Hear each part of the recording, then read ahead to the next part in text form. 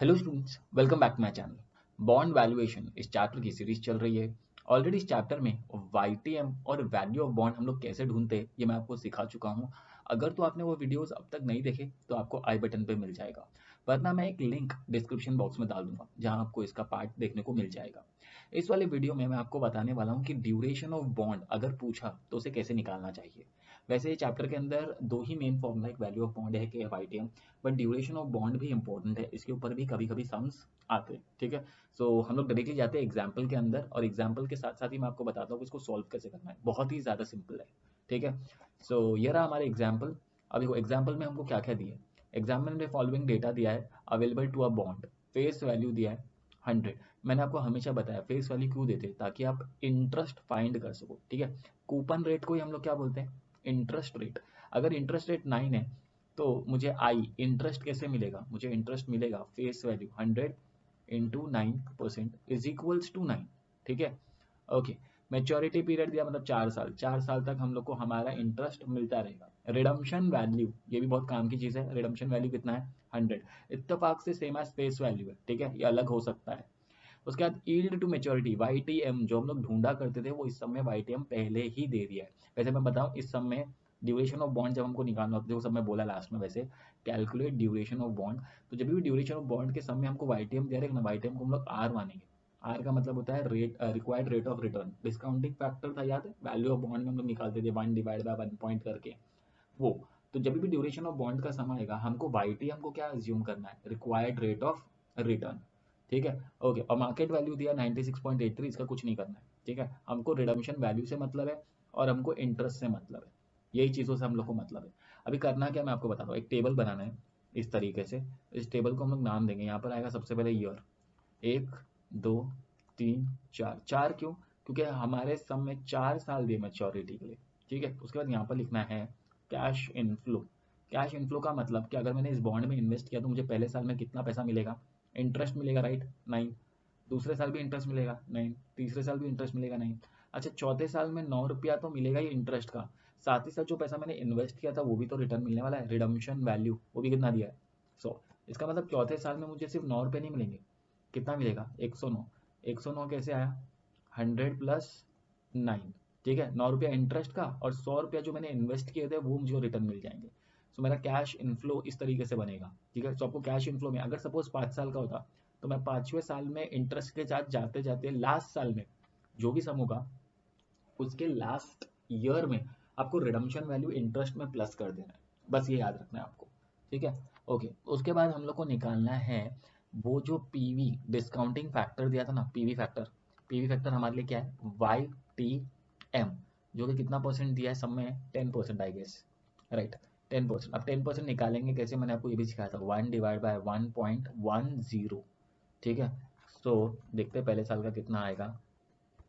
तो हम लोग करेंगे 1/1.10। तो पहले साल का आ रहा है 0.909, 3 डेसिमल तक ले लेता हूँ, 909।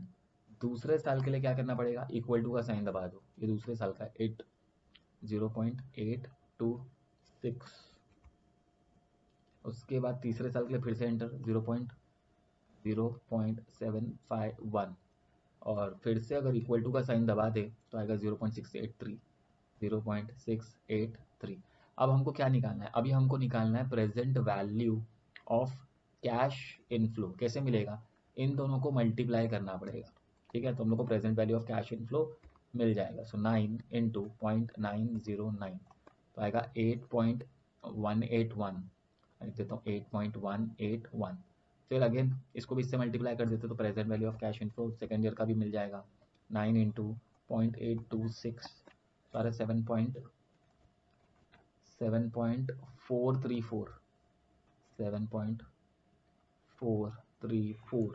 अगेन 9 × 0.75, 9 × 0.751 सारा 6.759। और लास्ट साल में 109 × 0.683 करना है तो आ रहा है 74.447, 74.447। और उसके बाद इसका क्या करना है, टोटल कर देना है। ठीक है, तो इसका टोटल करें तो 74.447 प्लस 6.759 प्लस 7.434 प्लस 8.181, तो आंसर आ रहा है 96। मैं लिख देता हूँ 96.821, ठीक है। अगर तो हम लोग सम पे जाए ना तो हमको ऐसा ही कुछ आंसर यहाँ पर दिख रहा है, देखो 96.83, क्योंकि हम लोगों ने राउंड ऑफ कर दिया है, ठीक है। लेकिन मुझे आ रहा है 96.82 विच इज अप्रोक्सीमेटली सेम। तो जो मार्केट वैल्यू दिया था ना, वो हमारा present value of cash inflow का जो टोटल होता है ना, वो होता है, ठीक है। तो वो हमको सम में पहले ही दे दिया है, तो मैंने खाली क्रॉस वेरीफाई किया कि मेरा राइट है कि रॉन्ग है, ठीक है। वैसे उसका कुछ करना नहीं है। अब हमको निकालना है ये present value of cash inflow into years, ये हमको निकालना है। मतलब क्या करना है, ये जो आंसर है इसको मल्टीप्लाई कर देना है ईयर्स से, जितने साल दिए हैं उससे, ठीक है। अच्छा, मैंने आपको कंसेप्ट नहीं बताया कि ऐसा क्यों करते हैं, बिकॉज यहाँ पर हमारा फोकस है कि सम को कैसे सॉल्व करना है, क्या प्रोसेस है सम को सॉल्व करने का, ठीक है। तो जब भी ड्यूरेशन का समय का आपको क्या करना है, एक टेबल बनाना है। टेबल में सबसे पहले क्या बनेगा, ईयर। दूसरा क्या बनेगा, कैश इनफ्लो। कैश इनफ्लो में आपको सबसे पहले क्या लिखना है, इंटरेस्ट जो आपने ढूंढा है, ठीक है। आप लिखते जाएंगे इंटरेस्ट, जितने भी साल का सम दिया, 10 साल का, 2 साल का, 3 साल का, जो भी लास्ट ईयर का होगा उसमें आपको इंटरेस्ट के साथ साथ क्या प्लस करना पड़ेगा, करेक्ट, रिडम्पशन वैल्यू। उसके बाद आपको पीवी फैक्टर कैसे मिलेगा, वाईटीएम दिया होगा जिसको हम लोग पीवी फैक्टर मानते हैं। फिर आपको present value of cash inflow निकालना है, कैसे मिलेगा, कैश इनफ्लो को डिस्काउंटिंग फैक्टर से मल्टीप्लाई करके। एक बार present value of cash inflow मिल गया, इसके बाद आपको इसको मल्टीप्लाई करना है ईयर से, ठीक है। पहले वाले को 1 से, दूसरे वाले को 2 से, तीसरे वाले को 3 से, चौथे वाले को 4 से, ठीक है। सो अगर मैं करूँ, देखो पहले वाले का आंसर तो सेम ही आएगा 8.181, बिकॉज इंटू 1 कर रहे हैं। सेकेंड वाले का फाइंड करते हैं, सेकेंड वाले का कितना आएगा 7.434 इंटू 2, तो आ रहा है 14 पॉइंट, आएगा 14.868, तो मैं लिख देता हूँ 868। उसके बाद करना है हमें 6.759 इंटू 3, तो आ रहा है 20.227, 20.277। उसके बाद लास्ट वाले को करना है 74.447 इंटू 4, तो आ रहा है 297.788।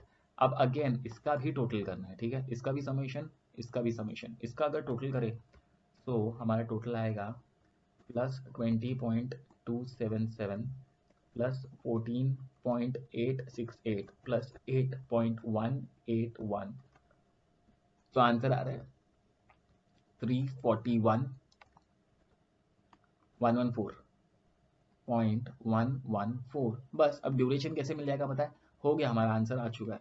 ड्यूरेशन ऑफ बॉन्ड मिलेगा अगर हम लोग इससे इससे क्या कर दे, डिवाइड कर दे, ठीक है। सो 341.114 डिवाइडेड बाय 96.821, तो हम लोग को ड्यूरेशन ऑफ बॉन्ड मिल जाएगा। तो ज़रा चेक करते हैं ड्यूरेशन ऑफ बॉन्ड कितना है, divide by 96.821, so duration of bond आएगा 3.5। तो मैं लिख देता हूँ 3.5, 3.52, ठीक है, 3.52 लिख देता हूँ। ये रहा हमारा ड्यूरेशन ऑफ बॉन्ड 3.52, ठीक है। सो जब भी ड्यूरेशन ऑफ बॉन्ड का सम आएगा, आपको सबसे पहले क्या करना है, एक टेबल प्रिपेयर करना है, ये आपको याद रखना पड़ेगा। फिर आपको क्या करना है, ईयर लिख देना है, कैश इनफ्लो लिखना है। कैश इनफ्लो में आप सबसे पहले क्या लिखेंगे, इंटरेस्ट, जो भी हमको इंटरेस्ट दिया है। और इंटरेस्ट हम लोग हमेशा किस पे निकालते हैं, फेस वैल्यू के ऊपर, ठीक है। सो आपको ये याद रखना है कि मेन 3 फॉर्मूला है पूरे चैप्टर के अंदर, वाईटीएम, वैल्यूएशन ऑफ बॉन्ड, और साथ ही साथ में ड्यूरेशन ऑफ बॉन्ड, ठीक है। वैल्यूएशन ऑफ वाईटीएम का तो फॉर्मूला है, बट ड्यूरेशन ऑफ बॉन्ड के लिए आपको ये टेबल प्रिपेयर करना पड़ेगा। वैसे मैं आपको बताऊँ, यही सेम सम हम लोग एक अलग टेबल बना के भी सॉल्व कर सकते थे, उसका भी आंसर अलग तरीके से हम लोग निकालते, बट आंसर सेम आता, ठीक है। तो करने के तरीके अलग अलग है, बट आंसर क्या आएगा, सेम। ये वाला तरीका थोड़ा इजी था, इसलिए मैंने ये वाला तरीका यूज़ किया ड्यूरेशन ऑफ बॉन्ड निकालने के लिए, ठीक है। वैसे हम लोग निकालते क्यों हैं, इसके लिए मैं एक अलग से कंसेप्चुअल वाला वीडियो बना दूंगा। फिलहाल हमारी वीडियो का मेन जो फोकस होता है वो सिर्फ ये होता है कि हम लोग प्रोसेस समझ जाए और सबको कैसे सॉल्व करके मार्क्स गेन करना है ये सीख जाए, ठीक है। तो चलिए फिर इस वीडियो में इतना ही। अगर आपको वीडियो पसंद आया तो आपको पता है क्या करना है, लाइक करो, सब्सक्राइब करो, शेयर करो,